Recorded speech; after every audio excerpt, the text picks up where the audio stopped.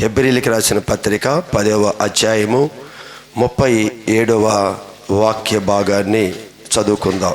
ఇక నా వైపు చూడాలి, జాగ్రత్తగా మాటలు ఆలకించండి. లేదా మీరు మనసును డైవర్ట్ చేస్తే దేవుడు మాట్లాడే విషయాలని చాలా మీకు మిస్ అయిపోతాయి. కనుక అదే మాటలు మీరు చదువుతున్నారు కనుక జాగ్రత్తగా మనసు పెడితే మనకు అర్థమైపోతాయి. కాలము బహు కొంచెముగా ఉన్నది, కాలము బహు కొంచెముగా ఉన్నది, వచ్చుచున్నవాడు ఆలస్యము చేయక వచ్చును, ఆలస్యము చేయకుండా వస్తాడు అని రాయబడి ఉంది. ఇక రాయబడి ఉన్న మాటలో కాలము కొంచెముగా ఉంది అన్నాడు. కొంచెము అంటే చాలా తక్కువ. కాలము కొంచెముగా ఉన్నది అనే ముందు ఏం రాస్తున్నాడు? బహు కొంచెము అంటే ఇంకా షార్ట్ చేసి చెప్తాడు, ఇంకా చాలా తక్కువ ఉంది కాలం. వచ్చువాడు ఆలస్యము చేయకుండా వస్తాడు అని అది వచ్చువాడు అయినా ఆయన పని ఆల్రెడీ ప్రారంభమైపోయింది. వచ్చుచున్నవాడు అంటే ఆల్రెడీ ఆయన పని ప్రారంభమైపోయింది. మనం చాలా సందర్భంలో యేసు ప్రభు వస్తాను అని చెప్పాడు, కొన్ని ఎన్నో వందల సంవత్సరాల నుంచి మేము ఎదురు చూస్తున్నాము అనుకునే వారు ఉన్నారు. కానీ బైబిల్ చెప్తున్నది ఏమిటి అంటే ఆయన ఆల్రెడీ వచ్చుచూ ఉన్నాడు, ఆయన ప్రయాణం ప్రారంభమైపోయింది. కనుక అక్కడ మాట అంటున్నాడు కాలము చాలా తక్కువ, అంటే చాలా దగ్గరికి ఆల్రెడీ ప్రభు యొక్క రాకడ దగ్గరలోకి వచ్చేసింది. దగ్గరలోకి వస్తుంది అంటే ఇంకా ఆయన ప్రారంభము అవ్వలేదు అని కాదు, ఆల్రెడీ ఆయన పనిని ప్రారంభించుకుంటూ వచ్చాడు. మీకు అర్థం కావటానికి ఒక విషయం చెప్తాను. ఒక సందర్భంలో యేసు ప్రభు దగ్గరికి ఒక వ్యక్తి బయలుదేరాడు. ఆ వ్యక్తి తన కుమార్తె బహు జ్వరముతో వ్యాధితో బాధపడుతుంది, నీవు నా యొద్దకి రావాలి అని చెప్పి ఒక వ్యక్తి యాయీరు అనే వ్యక్తి యేసు ప్రభు దగ్గరికి మరి కొంతమంది వ్యక్తులు పంపించాడు. ఆయన కూడా ప్రయాణమై వెళ్ళాడు. అయితే యేసు ప్రభు దగ్గరికి వెళ్ళి చెప్పిన వర్తమానం ఏమిటి అంటే ఒకసారి ఆ మాటను మీరు జ్ఞాపకం చేయండి. మార్కు సువార్త 5వ అధ్యాయము 22వ వాక్య భాగం. ఆయన సముద్ర తీరమున ఉండగా, యేసు ప్రభు సముద్ర తీరములో ఉన్నప్పుడు సమాజ మందిరపు యొక్క అధికారులలో యాయీరు అను ఒక వ్యక్తి యేసు ప్రభు దగ్గరికి వచ్చి యేసును చూచి ఆయన పాదముల మీద పడి నా చిన్న కుమార్తె చావటానికి సిద్ధంగా ఉంది, అది బాగుపడి బ్రతుకున్నట్లు నీవు వచ్చి దాని మీద నీ చేతులు ఉంచవలెనని, ఆ కుమార్తె మీద నీ చేతులు ఉంచాలి, నీవు వచ్చి నా కుమార్తె మీద చేతులు ఉంచితే చావటానికి సిద్ధంగా ఉన్న నా కుమార్తె బ్రతుకుతుంది అని సముద్ర తీరములో ఉన్న యేసు ప్రభు దగ్గరికి సమాజ మందిరం యొక్క అధికారి అయిన యాయీరు వెళ్ళి బతిమలాడుకుంటూ ఆయన పాదాల మీద పడి ఆయన బతిమలాడాడు. అందుకు యేసు ప్రభు ఏం సమాధానం చెప్పాడు? ఆయన అతనితో కూడా వెళ్ళెను. బహుజన సమూహమును, అక్కడ ఏమని రాయబడి అతనితో కూడా వెళ్ళెను అనే పదంలో ఆల్రెడీ ఫినిష్ అయిపోయినట్లుగా మనకు కనిపిస్తుంది. అయితే అక్కడ జరిగింది ఏంటి? యేసు ప్రభు బయలుదేరాడు. యేసు ప్రభు ఆ ప్రదేశానికి వెళ్ళటానికి ఎంత సమయం తీసుకుందో తెలుసా? యేసు ప్రభు వెళ్ళెను అని రాయబడి ఉంది. ఇంకా ఇంకొంచెం లోతుగా మనం అక్కడ చూసినప్పుడు మరి అక్కడ ఆయన బయలుదేరిన తర్వాత నుండి మధ్య మార్గంలో ఎన్నో కార్యాలు ఆయన జరిగించుకుంటూ వచ్చాడు. ఏం కార్యాలు జరిగించాడు? మధ్యలో రక్తస్రావం కలిగిన స్త్రీకి స్వస్థత కలగజేశాడు. అనేక మంది కుంటివారు గుడ్డివారు ఆయన దగ్గరికి వస్తున్నప్పుడు ఆయన బాగు చేస్తూ ఉన్నాడు. పని అయితే ప్రారంభం అయిపోయింది. దేవుడైతే యేసు అయితే అక్కడ ప్రారంభం మొదలు పెట్టాడు యాయూరు ఇంటికి రావటానికి. అయితే ఈ మార్గంలో ఎన్నో కార్యాలు చేసుకుంటూ వస్తున్న కాలక్రమేప ఒక వార్త వచ్చింది యాయూరు దగ్గరికి. ఏమని? ఆయన ఇంకా మాట్లాడుచుండగా సమాజ మందిరపు అధికారి ఇంట నుండి ఈ యాయూరు యొక్క ఇంటి దగ్గర నుంచి, యాయూరు ఎక్కడికి వచ్చాడు? యేసు ప్రభుని తీసుకుని వెళ్ళటానికి వచ్చాడు. మరి యేసు ప్రభు ఆల్రెడీ బయలుదేరాడు, వస్తూ ఉన్నాడు. మార్గంలో అనేకమైన పరిస్థితులు ఉన్నాయి. వాటిని బాగు చేసుకుంటూ, వాళ్ళని స్వస్థపరుచుకుంటూ, ఇవన్నీ కాలాన్ని నడుపుకుంటూ యేసు ప్రభు వస్తూ ఉన్నాడు. అయితే ఈ లోపు ఆ యాయూరు యొక్క గృహం దగ్గర నుంచి ఒక వర్తమానం వచ్చింది. వచ్చి ఏం చెప్తున్నారు? నీ కుమార్తె చనిపోయినది, నీ బోధకుని ఎందుకు నీవు శ్రమ పెట్టుదువు. మీరు గమనించండి, ఇక్కడ మీకు చెప్పాలి అనుకున్నది ఏమిటి అంటే, దేవుడు తన పనిని ప్రారంభించాడు. ఇక్కడ యేసు కూడా సముద్ర తీరము నుండి యాయూరు యొక్క మాట ప్రకారం ఆయన నడవటము ప్రారంభించాడు. వస్తున్న ఈ సమయము మరి ఎంత సమయం పట్టింది? ఎన్ని గంటల సమయం పట్టింది? మరి చాలా సమయం పట్టి ఉంటుంది. అయితే ఈ మార్గంలో వస్తూ ఉండగానే ఆ కుమార్తె చనిపోయింది అనే వార్త వచ్చింది. అయినా యేసు ప్రభు అన్నాడు, వారు చెప్పిన మాటలు లక్ష్య పెట్టక భయపడవద్దు, నమ్మక మాత్రం ఉంచు. నేను వస్తాను అన్నాను, నీ కుమార్తె బాగుపడిద్ది. వారు ఎన్ని మాటలు చెప్పినా కూడా నీ మనసులో ఏ లక్ష్య పెట్టొద్దు, నా యందు విశ్వాసం ఉంచు అని చెప్పాడు. ఈరోజు మనందరి జీవితాల్లో కూడా ఇక్కడ రాయబడి ఉన్న మాట ఏమిటి అంటే, కాలము బహు కొంచెముగా ఉన్నది, వచ్చుచున్నవాడు. ఆల్రెడీ ఆయన వస్తున్నాడు. ఒకవేళ నువ్వు ఆలస్యం అనుకుంటున్నావేమో, ఇంకా ఎప్పుడో అనుకుంటున్నావేమో, ఆల్రెడీ ఆయన యొక్క రాకడ ప్రారంభమైంది. చాలామంది బాధల్లో, కష్టంలో, ఇబ్బందుల్లో, ఏంటి మరి ఎన్నాళ్ళు ఈ పరిస్థితులు, ఎన్నాళ్ళు ఈ కష్టాలు, ఏంటి అవమానాలు, ఏంటి పరిస్థితి, ప్రభు మరి జోక్యం చేసుకోడా, ప్రభు కలగజేసుకోడా, ప్రభు నాకు సహాయం చేయడాన్ని మనం మాట్లాడుతూ ఉంటాం.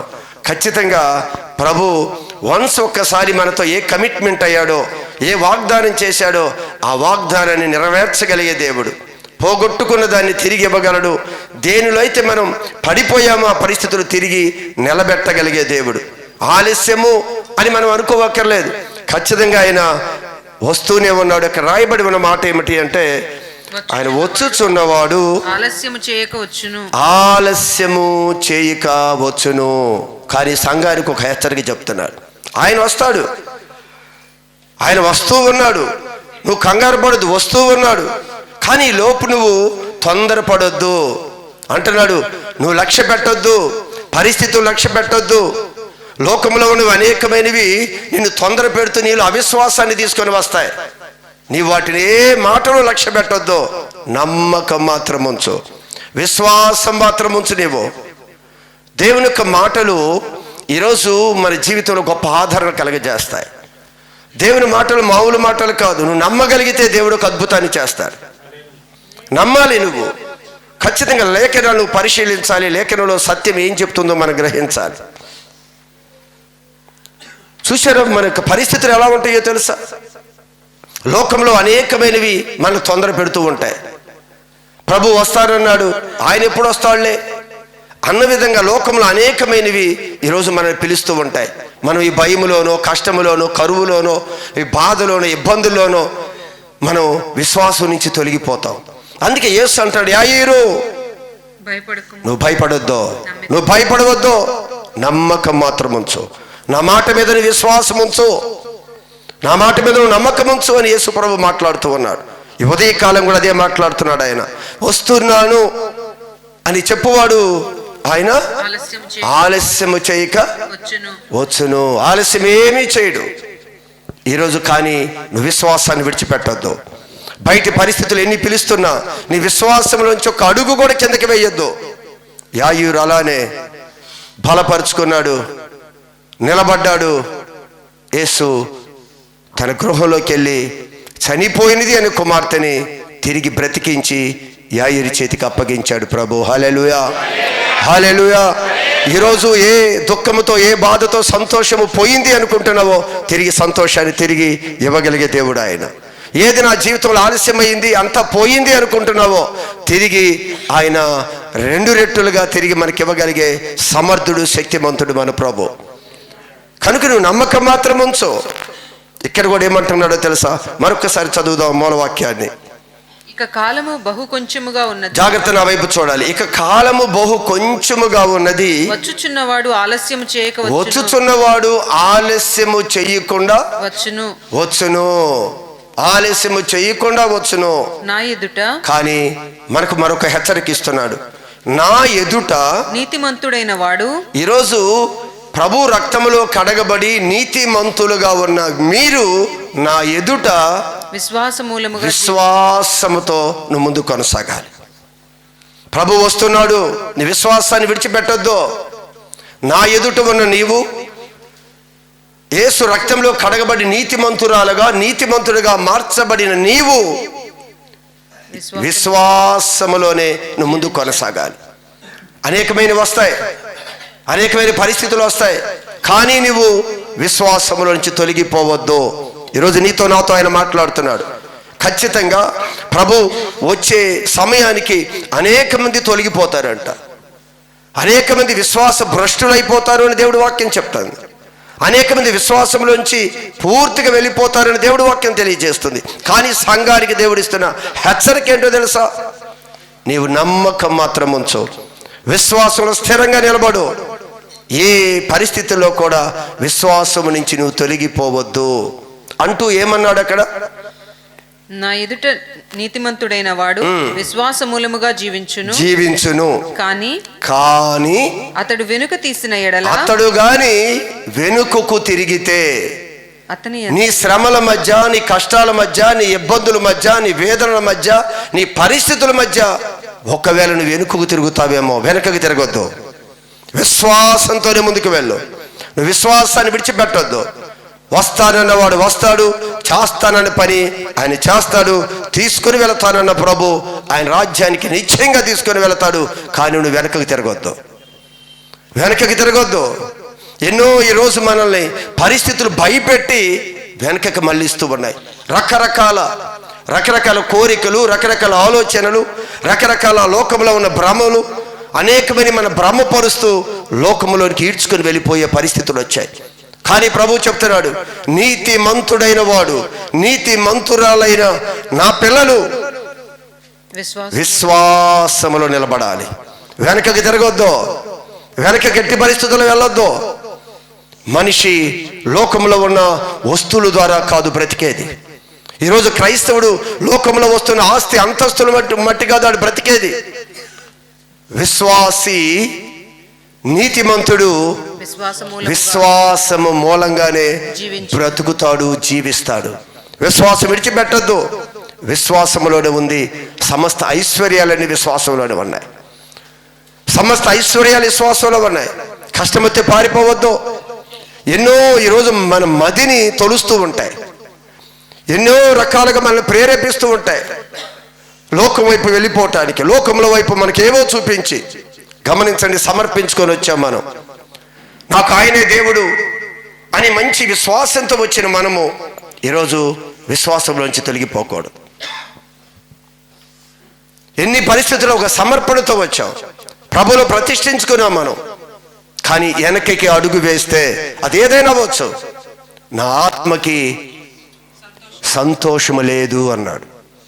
ప్రభువుని దుఃఖపెడదామా?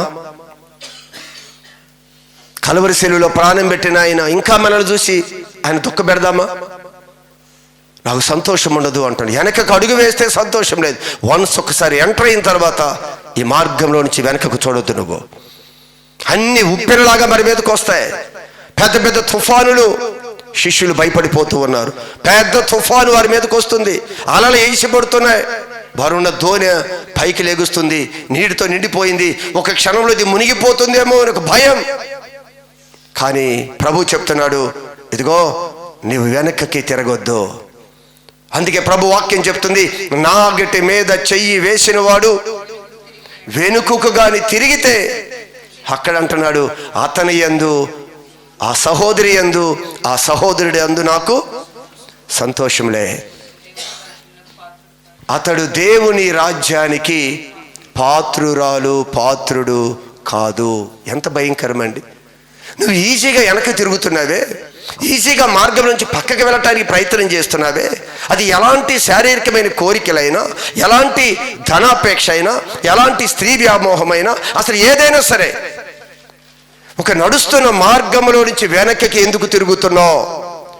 అక్కడ 2 విషయాలు చెప్తున్నాడు. నా ఆత్మకి సంతోషం లేదు, ఆ వ్యక్తి దేవుని రాజ్యానికి పాత్రుడు కాడు. ఎంత కోల్పోతున్నామో తెలుసా? క్షణమైన చిన్న ఆనందం కొరకు, క్షణకాలమైన సుఖం కొరకు మనం ఎంత కోల్పోతున్నామో ఆలోచించామా? ఈరోజు దేవుడి సన్నిధికి వచ్చుతున్నాం, దేవుడి ఉపదేశాన్ని ఆలకిస్తున్నాం. ఎన్ని మార్లు వెనకకి తిరిగావు? ఎన్ని మార్లు దేవుడు చూపిస్తున్న మార్గంలో నుంచి ఎన్నిసార్లు డైవర్ట్ అయిపోతున్నావు? ఎందుకు ఈరోజు ఈ పరిస్థితి? ప్రభు మరీ చెప్తున్నాడు, నష్టపోయేది చాలా ఎక్కువ. లోకంలో నుంచి సంతోషాన్ని కలగజేసేది కొద్ది దినాలు, కొద్ది క్షణాలే, కానీ మనం కోల్పోయేది చాలా భయంకరమైనది కోల్పోతున్నాం, ఉన్నతమైన దాన్ని కోల్పోతున్నాం. ఆయన అంటున్నాడు, నాకు సంతోషం లేదు, నాకు సంతోషం లేదు, నిన్ను బట్టి నాకు సంతోషం ఉండదు. అడుగు వెనకకి వేశావా, నాకు సంతోషం ఉండదు. నిత్య రాజ్యానికి నువ్వు రాలేవు, నా రాజ్యంలోకి నువ్వు ప్రవేశించలేవు. జాగ్రత్తగా 2 విషయాలు గమనించు. అందుకే వస్తాను అని చెప్పిన ప్రభు ఆయన త్వరగా వచ్చుచున్నాడు. ప్రారంభమైపోయాడు. ఈ లోపు నీవు కంగారు పడొద్దు. లోకంలో వినపడతాయి, ఏంటో నువ్వు అవన్నీ పోగొట్టుకున్నావు, నువ్వు చక్కగా లగ్జరీగా ఉండవలసి నువ్వేంటి ఈ స్థితిలోకి వెళ్ళిపోయావు, దేనికి అన్ని వదులుకొని ఇక్కడ కూర్చున్నావు, నీకేమి కలిగింది, నీకేం వచ్చింది, రకరకాలుగా పరిస్థితులు వస్తున్నాయి. అపవాది యేసు ప్రభుకి చూపించినట్లుగా ఈరోజు ఎన్నో మనకి లోకం చూపిస్తుంది. రా, ఆనందించు, ఎంజాయ్ చేయి, రకరకాలవి మనం పిలుస్తూ ఉన్నాయి. అధికార దాహం లోకంలో ఈరోజు ఒక మంచి క్రైస్తవుడి జీవితంలో కూడా లోకంలో నుంచి అనేకమైనవి వస్తున్నాయండి. క్రైస్తవ సమాజంలో నుండి, క్రైస్తవుల యొక్క ఉపదేశంలో నుండి కూడా దేవుని మార్గాల నుంచి బయటికి తప్పించే ఉపదేశాలు అనేకమైనవి వచ్చాయి. ఏర్పాటులోకి వచ్చిన వారిని సహితము ఏం చేస్తుందంట? ఈడ్చుకొని వెళ్ళిపోతాయంట. మనల్ని ఏర్పాటు చేసుకున్నాడు దేవుడు, మనల్ని ప్రతిష్ఠించుకున్నాడు దేవుడు. ఈ ప్రతిష్ఠించబడిన మనల్ని కూడా ఈడ్చుకొని వెళ్ళిపోయే పరిస్థితులు మన మధ్యలోకి వస్తున్నాయంట. బోధలు, రకరకాల బోధలు, రకరకాల పద్ధతులు ఎన్నో ఈరోజు మనల్ని భయభ్రాంతులు చేస్తాయి. ఏది సత్యం, ఏది అసత్యం, ఎటు నడవాలి, ఎటు నడవకూడదు, ఏ నిర్ణయాలు తీసుకోవాలి, ఏం తీసుకోకూడదు, ఏది ధరించాలి, ఏది తీసివేయాలి. రాత్రి మనం ఉపవాస దినంలో చెప్పుకునే విధంగా ముఖ్యమైన దానిని, ప్రధానమైన దానిని విడిచిపెడుతున్నారంట. ప్రధానమైన దేవుని ఆజ్ఞలు విడిచిపెడుతున్నారు. ఏదో ప్రధానము కాని విషయాలు పట్టుకొని మనం అటు ఇటు ఊగిసలాడుతున్నాం. జాగ్రత్త సంగమా. చిన్న విషయాన్ని మీకు తెలియజేస్తాను. మీరు అడగచ్చు, ఈ లోకంలో ఉన్న ఉపదేశాలు కూడా మన ప్రమాదమా? సేవకులు కొంతమంది చెప్పే మాటలు కూడా అది మన ప్రమాదకరమైనవేనా? ఏ బోధ పడితే ఆ బోధ ఉంటే, ఏ ఆలోచన ప్రకారం ఆలోచనకి వెళ్ళిపోతే అవి మన ఆత్మీయ జీవితాన్ని పాడు చేస్తాయా? పాడు చేస్తాయి. ఒక చిన్న విషయాన్ని మీకు తెలియజేస్తాను. చూడండి, రాజుల మొదటి గ్రంథము 13వ అధ్యాయము. రాజుల మొదటి గ్రంథము 13వ అధ్యాయము.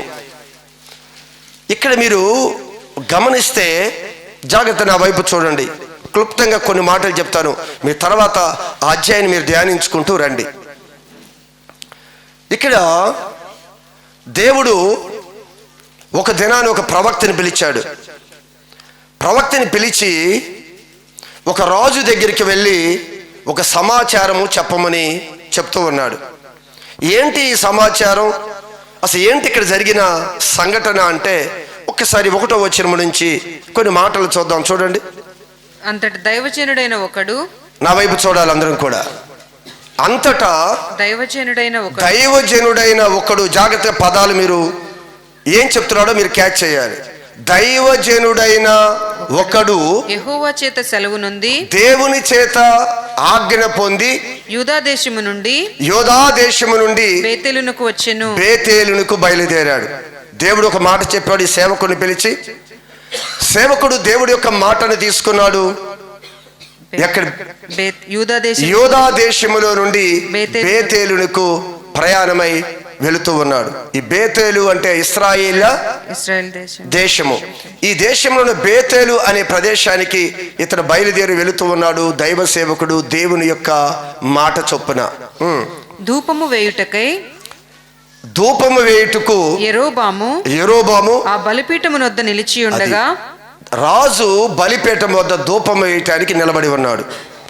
అయితే ఇక్కడ జరిగిన సంఘటన ఏమిటి అంటే, ఇశ్రాయేలీలు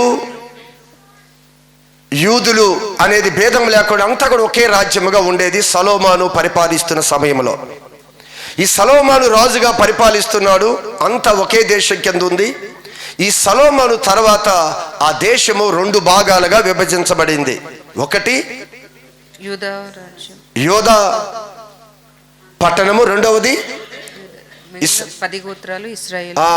2 గోత్రాలు యూదా రాజ్యము, 10 గోత్రాలు ఇశ్రాయేలీల రాజ్యము. ఈ 2గా విడిపోయాయి.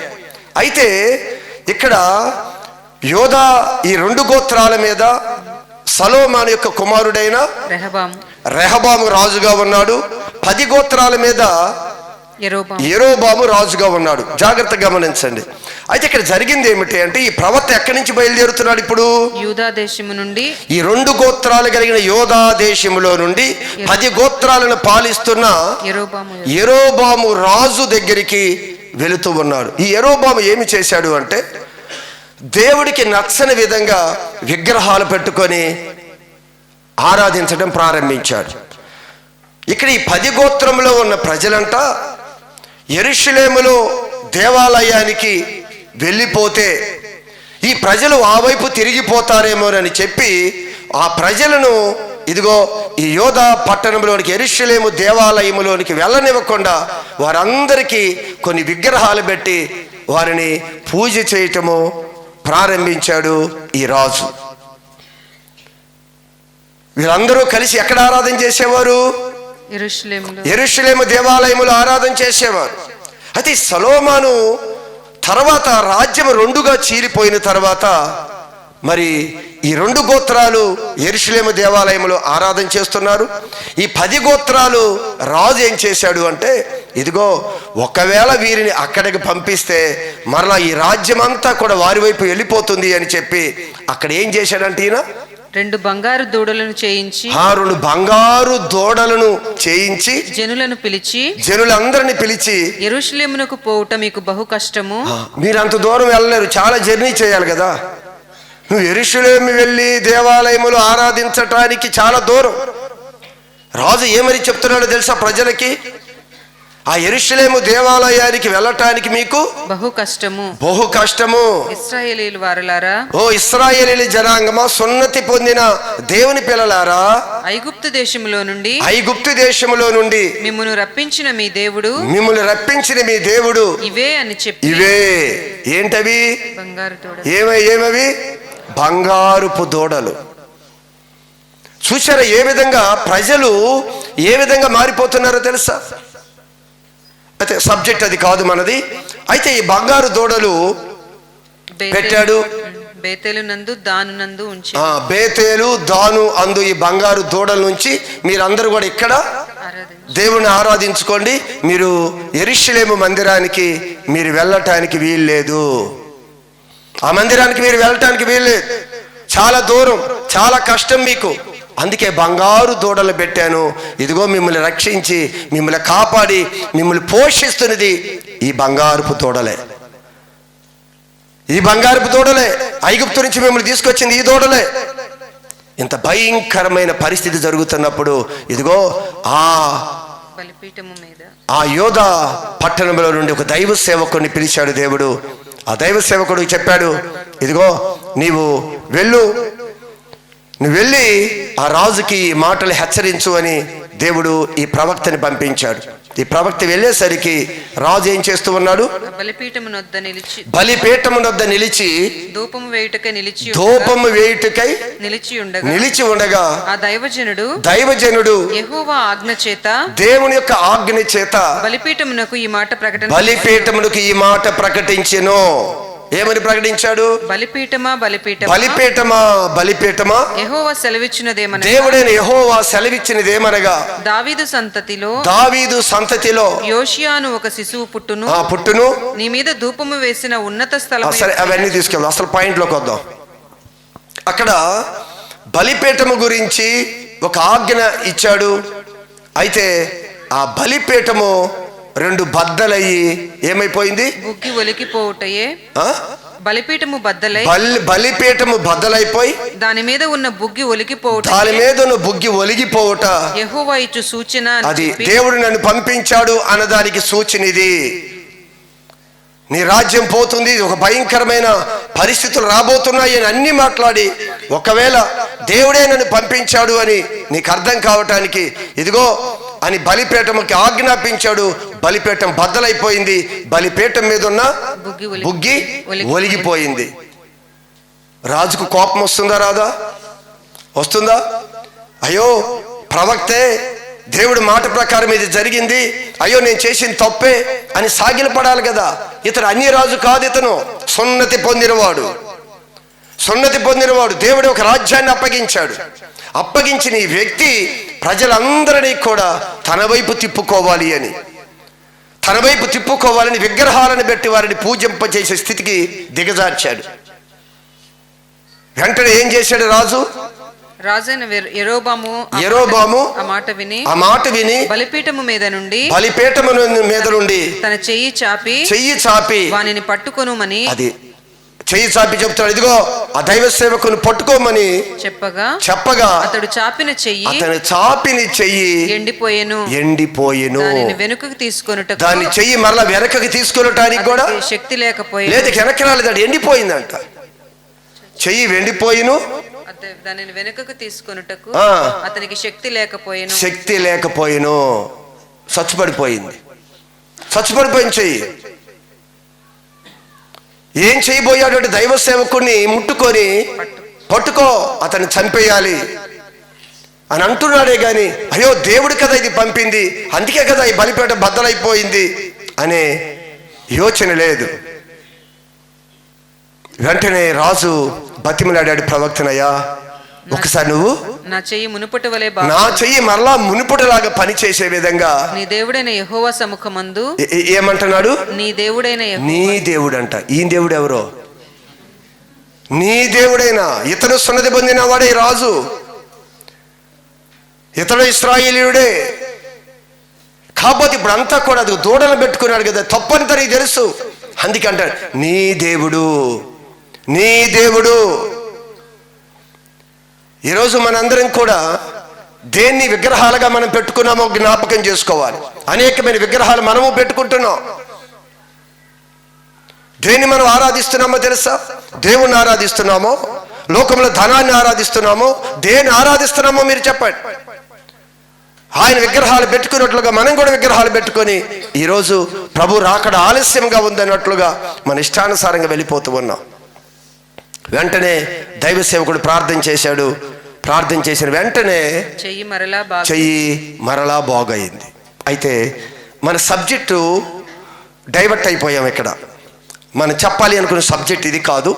అయితే ఇక్కడ ఏం గ్రహించాలి అంటే, ఈ దైవ సేవకుడు అంతా జరిగిన తర్వాత ఆ రాజు ఒక మాట అన్నాడు, అయ్యా నీవు నా ఇంటికి వచ్చి అలసట తీర్చుకో, నీకు బహుమతి ఇస్తాను అని చెప్పాడు. నువ్వు రా, అలసట తీర్చుకో, మా ఇంటికి రా. రాజు అంటున్నాడు. ఆయన ఎవరు అర్థమైంది కదా, ఆయన శక్తి ఉంటే అర్థమైంది కదా, ఆయన ఎవరి పక్షాన్ని వచ్చాడో తెలుసు కనుక ఇప్పుడు ఆహ్వానిస్తున్నాడు రాజు, మా ఇంటికి రా, నువ్వు భోజనం చేయి, నీకు ఏ బహుమానం కావాలంటే ఆ బహుమానం ఇస్తాను అని. అప్పుడు ఈ దైవ సేవకుడు చెప్తున్న మాట మనకు అవసరం. ఏం చెప్తున్నాడు వినండి. నీ ఇంటిలో సగము నువ్వు నాకు ఇచ్చినను, నీ ఇంటిలో సగము నాకు ఇచ్చినా నీతో కూడా నేను లోపలికి రాను. నేను నీతో కూడా నీ ఇంటిలోనికి రాను. ఈ స్థలమందు నేను అన్నపానములు పుచ్చుకొనను. అన్నపానములు పుచ్చుకోను. అన్నపానములు పుచ్చుకొనవద్దు. నా దేవుడు నాకేం చెప్పాడో తెలుసా? నా దేవుడు నన్ను పంపించినప్పుడు, నా దేవుడు నన్ను పిలిచినప్పుడు, నా దేవుడు నాకు ఒక బాధ్యత అప్పగించినప్పుడు ఏం చెప్పాడో తెలుసా? అన్నపానములు పుచ్చుకొనవద్దని. నీవు వెళ్ళిన నీవు అన్నపానాలు అక్కడ పుచ్చుకోవద్దు. నీవు వచ్చిన మార్గమున తిరిగిపోవద్దని. నీవు ఏ మార్గంలో అయితే వచ్చావో అక్కడ వెనకకి తిరిగి అదే మార్గంలో నీవు వెనకకి వెళ్ళవద్దు అని యెహోవా వాక్కు చేత, అని దేవుడు వాక్కు చేత నాకు సెలవాయను. కనుక నువ్వేమిచ్చినా ఏది చేసినా నేను మరలా ఈ పని నేను చెయ్యను. నాకు దేవుడు ఏం చెప్పాడో అదే చేస్తాను. ప్రభు చెప్తున్నాడు, ఇదిగో నేను చెప్పింది చెయ్యి. ఏమి తినొద్దు, ఏమి ముట్టుకోవద్దు, ఏమి తీసుకోవద్దు. వెళ్ళిన త్రోవలో నుంచి వెనక్కి తిరగకుండా నువ్వు ముందుకు ప్రయాణం చెయ్యి అని చెప్పాడు. అయితే ఇక్కడ నుంచి ప్రవక్త బయలుదేరాడు. దేవుడు చెప్పమన్నది చెప్పాడు. జాగ్రత్త అని అక్కడ రాయబడిన గ్రంథాన్ని మీద చదువుకొని హెచ్చరికలు ఇచ్చాడు. జాగ్రత్త అని చెప్పాడు. వెళ్ళిపోతూ ఉన్నాడు. ఈయన వెళ్ళిపోతూ ఉన్న మార్గంలో చాలా ప్రయాణం చేశాడు. ఈలోపు ఇదంతా జరిగినప్పుడు ప్రజలందరూ చూశారు కదా రాజ్యంలో. ఎందుకంటే ధూపం వేయటానికి వచ్చినప్పుడు ప్రజలు అందరూ వచ్చారు కదా, ఇది అందరూ చూశారు జరిగింది. వెంటనే ఒక వ్యక్తి, ఒక కుమారుడు అన్నీ చూసి పరిగెత్తుకుంటూ వెళ్ళి తన ఇంటికి వెళ్ళి తన యొక్క తండ్రితో ఒక విషయం చెప్పాడు. అయ్యా, ఒక ప్రవక్తను చూశాను, యోధా పట్టణంలో, యోధా దేశంలో నుంచి ఇదిగో బేతేలుకు వచ్చాడు. ఆ ప్రవక్త చాలా బలమైన ప్రవక్త. ఆ ప్రవక్త చెప్పినదే జరిగింది. అతని దేవుని చేత పంపించబడిన వాడు అని జరిగిందంతా చెప్పాడు తండ్రికి. అయితే అతను ఏం చేశాడు ఒకసారి చూడండి. వారి తండ్రి అతడు ఏ మార్గమున వెళ్ళిపోయినని వారిని అడుగుతున్నాడు కొడుకుని. ఆ ప్రవక్త గురించి చెప్పావు కదా, అతను ఏ మార్గంలో వెళ్ళాడు, అక్కడ అన్ని కార్యాలు చేశాడు కదా, ఈ ప్రవక్త ఏ మార్గంలో వెళ్ళాడు అని తండ్రి కుమారుణ్ణి అడిగాడు. అతని కుమారులు యూదా దేశంలో నుండి వచ్చిన దైవజనుడు, యూదా దేశంలో నుంచి వచ్చిన దైవ సేవకుడు ఏ మార్గమున వెళ్ళిపోయినది తెలిపిరి. అదో ఏ మార్గంలో వెళ్ళాడు అన్ని వివరంగా చెప్పారు. అన్ని చూశాము. ఆయన ఎలా వచ్చాడో, ఏం చేశాడో, ఎలా వెళ్ళిపోయాడో అన్ని తన తండ్రితో చెప్పారు. ఆ తండ్రి ఏం చేశాడు అనుకున్నారు? ఇక్కడ పిమ్మట తన కుమారుని పిలిచి నా కొరకు గాడిదకి గంటలు కట్టించి దాని మీద ఎక్కి దైవజనుని కనుగొనవలెనని వెళ్ళిపోయాడు. దైవజనుడు ఎక్కడున్నాడు అని తన వెనక్కి వెళ్తున్నాడు. ఏ మార్గమో తెలుసుకున్నాడు కదా. ఇప్పుడు దైవజనుడు కొరకు ఈయన బయలుదేరి వెళ్ళిపోతూ ఉన్నాడు. మస్తకి వృక్షము క్రింద అతడు కూర్చుండగా చూచి అతడు అలసిపోయాడు. ఒక చెట్టు కింద కూర్చొని ఉన్నాడు. ఈ లోపు ఎవరు? యోధా దేశము నుంచి వచ్చి దేవుని చేత పంపించబడి దైవ సేవకుడు మార్గంలో అలిసిపోయి ఒక చెట్టు కింద కూర్చొని ఉన్నాడు. వెనక ఈయన ఎత్తుక్కుంటూ వచ్చాడు ఆయన గురించి. యూదా దేశంలో నుండి వచ్చిన దైవజనుడు, యూదా దేశంలో నుంచి వచ్చిన దైవజనుడివి నీవేనా అని అడిగాడు. అతడు నేనే అని చెప్పాడు ఆ వ్యక్తి. అప్పుడు అతడు నా ఇంటికి వచ్చి నీవు నా ఇంటికి వచ్చి భోజనము చెయ్యము అని అడగగా అతడు నేను నీతో కూడా మరలా చెప్తున్నాడు. తిరిగి దేవుడు నాకు చెప్పాడు కదా, నేను తిరిగి నీతో రాజాలను నీ ఇంట నేను ప్రవేశింపను, నీతో కలిసి ఈ స్థలమందు అన్నపానములు కూడా పుచ్చుకొనను. నీవు అచ్చట అన్నపానములు పుచ్చుకొనవద్దు. దేవుడు నాకు ఇవన్నీ చెప్పాడు. అన్నపానములు పుచ్చుకోవద్దు అని, వచ్చిన త్రోవలో నుంచి తిరిగి వెనక్కి వెళ్ళొద్దు అని నా దేవుడు చెప్పాడు. నేను నీతో రాను అని చెప్పాడు. అంతే చెప్పాలా కాదా? అలానే చెప్పాలా లేదా? అలానే చెప్పాడు. అయితే యువతల వ్యక్తి ఏం మాట్లాడాడు తెలుసా? అందుకతడు నేనును నీ వంటి ప్రవక్తనే. చూశారా? నేను కూడా నీ వంటి ప్రవక్తనే, నేను కూడా దైవ సేవకుడినే, నేను కూడా ప్రభు నమ్ముకున్న వాడినే. దేవదూత ఒకడు యెహోవా చేత సెలవు ఈయన చెప్తున్నాడు. ఇప్పుడు ఆయన అన్ని చెప్పి కూర్చున్నాడు కదా చెట్టు కింద. ఇప్పుడు ఈయన చెప్తున్నాడు, నేను కూడా నీలాంటి ప్రవక్తనే, దేవదూత ఒకడు యెహోవా చేత సెలవు పొంది దేవుడి చేత సెలవు పొంది అన్నపానములు పుచ్చుకొనుటకై అతనిని ఇంటికి తోడుకొని రమ్మని నాతో చెప్పినని అతనితో అబద్ధమాడగా చూశారా? అబద్ధమాడిన తర్వాత అతడు తిరిగి అతనితో కూడా మరలిపోయి వెనకకు తిరిగేశాడు. ఎప్పుడైతే ఈ వ్యక్తి చెప్పాడో, ఒక ప్రతిష్టతలో వెళ్ళిపోతున్న ఈ ప్రవక్త, ఈ దైవ సేవకుడు ఎప్పుడైతే ఒక ప్రతిష్టతలో నుంచి వెళ్ళిపోతూ ఉండగానే వెనక నుండి ఇదిగో ఒక స్వరం, అబద్ధ బోధ ఎప్పుడైతే వెనక నుంచి వినపడిందో, దానికి వెంటనే ఈ ప్రవక్త ఏం చేశాడు? అతడు తిరిగి అతనితో కూడా మరలిపోయి ఈ ప్రవక్త వెంటనే తిరిగిపోయాడు, భోజనం చేశాడు. చూశారా సంగమా? మీరు ఒక్క విషయం గమనించండి. ఈరోజు లోకములో ఎన్నో బోధలు, ఎన్నో ఉపదేశాలు మన వెనకకి తిప్పివేస్తాయి, ప్రతిష్టతలో నుంచి దిగజారుస్తాయి. కనిపించిన వాడంతా రాత్రి చెప్పాను మీకు, ఎవరు ఆత్మ సంబంధులు, ఎవరు శరీర సంబంధులు అని రాత్రి ఉపవాస దినంలో మనం మాట్లాడుకున్నాం. ఎలా గుర్తుపట్టాలి శరీర సంబంధిని, ఆత్మ సంబంధిని ఎలా గుర్తుపట్టాలి? ఇవి సత్యాలు మనం తెలుసుకోవాలి. ఇదిగో ఈ వ్యక్తి ఆత్మ సంబంధం కాదో గుర్తుపట్టలేదు. ఈ దైవ సేవకుడు ఆయన చెప్పిన మాటలు విని భోజనం చేసేసాడు.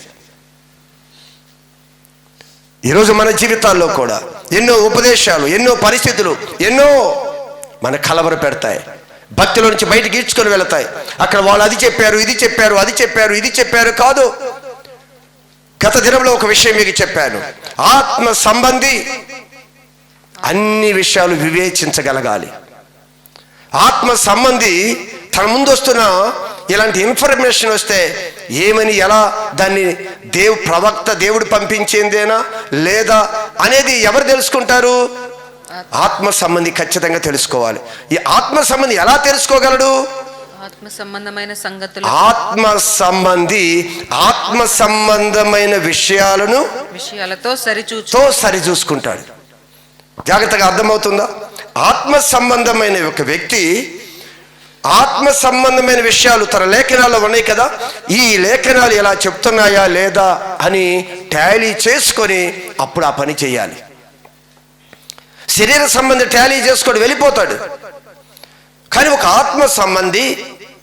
ఆత్మ సంబంధమైన విషయాలను బట్టి అసలు ఇది ఆయన చెప్తుంది కరెక్టేనా, ఆయన పిలుస్తుంది కరెక్టేనా, అసలు బైబిల్ ఏం చెప్తుంది? దేవుడు నాతో ఒక మాట మాట్లాడి ఆయనతో ఒక మాట మాట్లాడతాడా? అబద్ధం ఆడతాడా? దేవుడు నాతో ఒక విషయాన్ని చెప్పిన దేవుడు అతనితో ఇంకొక విషయాన్ని చెప్తాడా? నాతో చెప్పిన దేవుడు అది నాతో చెప్తేనే అని నిలబడాలి. కానీ ఇక్కడ జరిగింది ఏంటో తెలుసా? గమనించండి సంగమా, ఆత్మ సంబంధమైన సంగతుల ద్వారా సరిచూసుకోవాలి. ఏ ఉపదేశం రానివ్వండి, అతను పెద్దవాడా చిన్నవాడా ఎవరు చెప్పారో అది పక్కన పెట్టు. నువ్వు ఆత్మ సంబంధం అయితే, నువ్వు ఆత్మీయతలు ఎదుగుతున్నవాడు అయితే, ఇదిగో ఆత్మ సంబంధమైన విషయాలు ఇక్కడ ఉన్నాయి, దీన్ని బట్టి నువ్వు సరిచూసుకో. వెనకకు తిరిగాడు. అంత నిష్ఠగా, అంతగా ప్రతిష్ఠించుకొని, రాజు మాట కూడా లెక్క చేయకుండా దేవుడి యొక్క అద్భుత కార్యాన్ని చూసుకుంటూ, రాజు సముఖంలో డబ్బు, ఫుడ్ ఏది ఆశించకుండా అంత ప్రతిష్ఠించుకుని ఒక వ్యక్తి వచ్చి, నేను నీలాంటి దైవ సేవకుడిని, దేవుడు రాత్రి నాతో మాట్లాడాడు, నిన్ను ఇలా చేయమన్నాడు అని చెప్పినప్పుడు, దేవుడు నాతో ఒక విషయం చెప్పాడు, నీతో మరొక విషయం చెప్తాడా? దేవుడు మనిషికి మాట మార్చి చెప్తాడు. వాక్యం సత్యం. పొట్టమ వేయబడిన అగ్నిలో 7 మారులు పొట్టము వేయబడిన వెండి, అంత పవిత్రమైన మాట. నీ దగ్గర ఒక మాట, నా దగ్గర ఒక మాట చెప్పడు దేవుడు. వాక్యం మారదు, ఆయన ఉద్దేశాలు మారో, ఆ నిర్ణయాలు మారో. ఈరోజు మోసపోవద్దు. వెనకకి ఎలా తిరుగుతామో తెలుసా? ఈరోజు అనేకమైన ఉపదేశాలు, అనేక మంది మేమే ప్రార్థన చేసుకున్న వారమే, మేము కూడా చర్చికి వస్తున్నాం, మేము కూడా బైబిల్ చదువుతున్నాం, మాకు ప్రభు గురించి తెలుసు అని ఈరోజు గలిబిలి చేస్తున్నాడు మనిషిని. లోకంలో నుంచి వచ్చిన వారు మన గలిబిలి చేయలేరు. లోకంలో ఉన్నవారి కొరకు నువ్వే మోసపో. నీ సంఘంలో నుండి దేవుని యొక్క పేరు పెట్టుకొని వస్తున్నాడు, నేను నీలాంటి ప్రవక్తనే, నేను నీలాంటి ప్రార్థనా పరుణ్ణే, నేను నీలాంటి విశ్వాసినే, నేను నీలాగా ఆదివారం చర్చికి వెళ్తాను, నేను నీలాగా ప్రార్థన చేస్తా, నీలాగా నేను ఉపవాసం చేస్తా, నేను కూడా నీలాగా ఆల్ నైట్ ప్రేయర్ చేస్తా. కానీ దేవుడు మాట మారదు, దేవుడు మాట మారదు. ఎక్కడ చెప్పిన దేవుడు అక్కడ నాకు ఎలా చెప్పాను అంటే అలా కాదు. దేవుడు నీకు నాకు ఎలా అబద్ధం ఆడే దేవుడు కాదు. నాకు చెప్పిన దేవుడు మరలా ఆయన నాకు చెప్పేవరికి నా నిర్ణయంలో ఏ తేడా రాకూడదు అనుకోవాలి. వెళ్ళిపోయాడు. భోజనం చేస్తూ ఉన్నారు, దేవుడు వాక్కు వచ్చేసింది. ఇద్దరు కలిసి తింటున్నారు. ఒరిజినల్ ప్రవక్త, దొంగ ప్రవక్త, అబద్ధ ప్రవక్త ఇద్దరు కలిసి భోజనం చేస్తున్నారు. భోజనం చేస్తూ ఉండగానే దేవుడు ఎవరితో మాట్లాడాడు తెలుసా? అబద్ధ ప్రవక్తతో మాట్లాడుతున్నాడు దేవుడు. గాడిదతో మాట్లాడిచ్చాడు కదా దేవుడు, ఇదిగో ఇక్కడ అబద్ధ ప్రవక్తతో మాట్లాడిస్తున్నాడు. ఏం మాట్లాడుతున్నాడు అబద్ధ ప్రవక్త? వారు భోజనము చేయుచుండగా అతనిని వెనుకకు తోడుకొని వచ్చిన, అతనిని వెనక్కి మంచి మార్గంలో నడుస్తున్న ఆ వ్యక్తిని వెనకకు తీసుకొని వచ్చిన ఆ ప్రవక్తకు, ఆ దొంగ ప్రవక్తకు యెహోవా వాక్కు ప్రత్యక్షమై ఆ యూదా దేశం నుండి వచ్చిన దైవజనుని పిలిచి యెహోవా ఇలాగున ఆజ్ఞయించుచున్నాడు, అన్ని చెప్తున్నాడు. దేవుడు ఆజ్ఞయిస్తున్నాడు, నా మాట తప్పావు, నా మార్గాలు విడిచిపెట్టావు, నువ్వు వెనకకి తిరిగావు కనుక నిశ్చయముగా నీ కళేబరము నీ పితరుల సమాధిలోనికి వెళ్ళిపోతుంది. అంటే నీ పితరుల సమాధిలోనికి రాదు అంటే నీవు దేశంలోనికి మరలా వెళ్ళవు. అది నీ బాడీ ఎక్కడికి వెళ్ళదు, నీ పట్టణంలోనికి, మీ పితరుల యొక్క స్థానానికి నీ బాడీ వెళ్ళదు అని చెప్పాడు. అంటే అర్థం ఏంటంటే చచ్చిపోతావు అని చెప్పాడు. నువ్వు చచ్చిపోతావు అని చెప్పాడు. సరే, భోజనాలు ముగించుకున్నాడు, గాడిదనెక్కాడు. మరి ఆ మాటలన్నీ తన మదిలో ఉన్నాయేమో. వెక్కి ప్రయాణం చేస్తూ వెళ్ళిపోతూ ఉన్నాడు. ఏం జరిగిందో తెలుసా? అతను బయలుదేరి యెహోవా ప్రవక్త బయలుదేరి మార్గములో పోవుచుండగా ఒక సింహము అతనికి ఎదురుపడి అతను చంపివేసెను. అతని కళేబరము మార్గమందు పడి ఉండగా, త్రోవలోనే పడి ఉండగా గాడిద దాని దగ్గర నిలిచి ఉండెను. శవం దగ్గర, బాడీ దగ్గర గాడిద నిలిచి ఉండెను. సింహమును శవము దగ్గర నిలిచి ఉండెను. సింహం కూడా అలానే ఉంది. తినేలా సింహం గాడిదని తినలేదు, మనిషిని తిన చంపి పడేసి అక్కడ కూర్చుంది సింహం. దేవుడు తినేమని చెప్పాడా సింహానికి? లేదు. అక్కడ రాయబడి ఉన్న మాట ఏమిటి అంటే, దేవుడు అంట సింహానికి ఏం ఆజ్ఞ ఇచ్చాడు? దేవుడు సింహానికి పర్మిషన్ ఇచ్చాడు. సింహము వారిని చంపేసింది. బాడీని ఏం చేయలేదు, పక్కన గాడిదని ఏం చేయలేదు, అలానే కూర్చొని ఉన్నాయి. ఈ వార్త అబద్ధ ప్రవక్తకి తెలిసింది. అబద్ధ ప్రవక్తకి చెప్పారయ్యా, మీ ఇంటికి వచ్చాడు కదా దైవ సేవకుడు, అదిగో రోడ్డు మీద సింహం చంపేసింది, బాడీ పడి ఉంది అని. ఈరోజు మీరు గమనించండి సంగమా, మనందరి జీవితాల్లో కూడా దేవుడు వాక్యం చెప్తుంది, నీవు వెనకకు తిరిగితే, నీవు ప్రతిష్ఠించుకున్నావు, బాప్తిసం తీసుకున్నావు, ఒక దేవుని యొక్క నియమంలో ఉన్నావు, నియమంలో ఉన్న నీవు ఒకవేళ వెనకకు తిరిగితే నా ఆత్మకి సంతోషం లేదు, నిత్యరాజ్యము నీకు దొరకదు, నిత్యరాజ్యం దొరకదు, నాకు సంతోషం లేదు. ఈరోజు మనతో చెప్తున్నాడు, వెనకకు తిరగటానికి ఇంకా చాలా ఉన్నాయి. ఏవేవి మనకి వెనకకు తిప్పుతాయో చాలా విషయాలు ఉన్నాయి. దానిలో మరొక విషయము, నిన్నటి దినాన్ని ఒక విషయం చెప్పాను, లాస్ట్ సండే ఏది మనం వెనక తిప్పుతుందని చెప్పాను. ఇదిగో లోతు భార్య వెనకకి తిరిగింది. ఎందుకు లోతు భార్య వెనకకి తిరిగింది అనే విషయాన్ని గత సండే మీకు చెప్పాను. తన పిల్లలు లోతు భార్యని వెనుకకు తిప్పే విధంగా చేశారు అని.